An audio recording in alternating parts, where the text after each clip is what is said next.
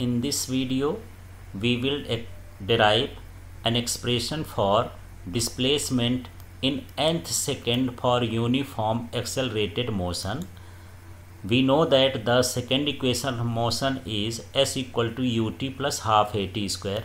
तो ये second equation of motion होता है ut plus half at square, और इसमें हमको बताना है कि इसमें डिस्प्लेसमेंट क्या है. डिस्प्लेसमेंट इसका यस है.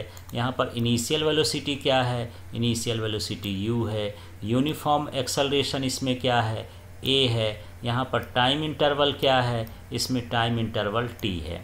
तो इस तरह से इस फार्मूले में जो भी सिंबल्स आए हैं उनके बारे में यहाँ पर लिख देना है.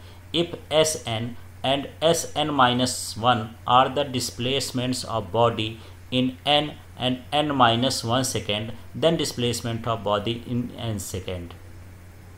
तो यहाँ पर देखिए कि यहाँ पर जो बॉडी का डिस्प्लेसमेंट है हम ले लेते हैं कि Sn है.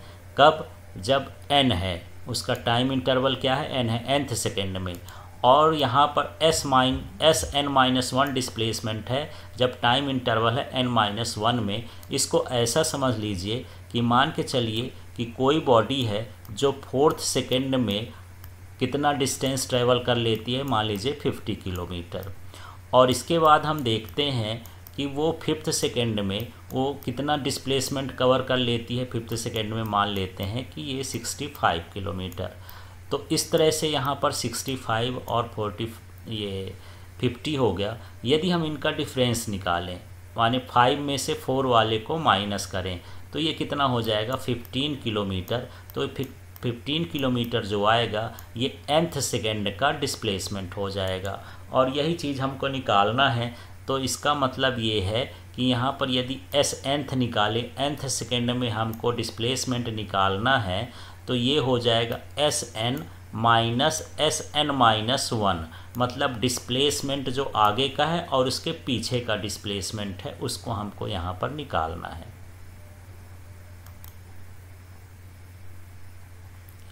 तो इस तरह से Snth मतलब nth सेकेंड का जो डिस्प्लेसमेंट है वो Sn डिस्प्लेसमेंट और Sn-1 डिस्प्लेसमेंट के डिफरेंस के इक्वल होता है. तो यहाँ n का मतलब है टाइम इंटरवल. तो यहाँ पर हमको जो सेकेंड इक्वेशन ऑफ मोशन होता है उसका यूज करना है. तो ध्यान से समझिएगा, ये होता है s equal to ut plus half at square. इस फार्मूले का यूज करना है यहाँ.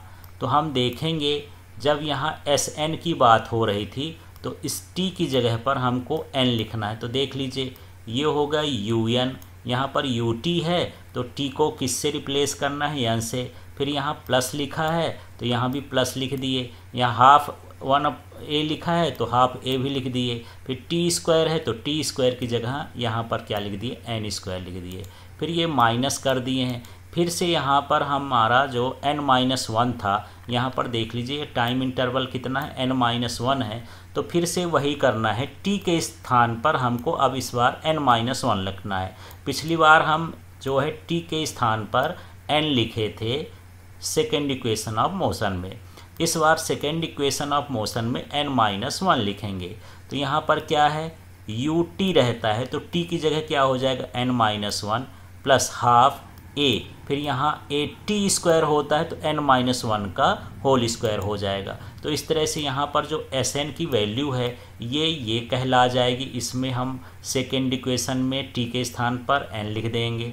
फिर ये माइनस है तो माइनस लिख दिए. अब ये जो Sn-1 है उसकी वैल्यू ये हो जाएगी. इसमें भी सेकेंड इक्वेशन ऑफ मोशन लगाएंगे ut plus half at square, लेकिन t के स्थान पर जहाँ जहाँ t रहेगा वहाँ n-1 से रिप्लेस कर देना है.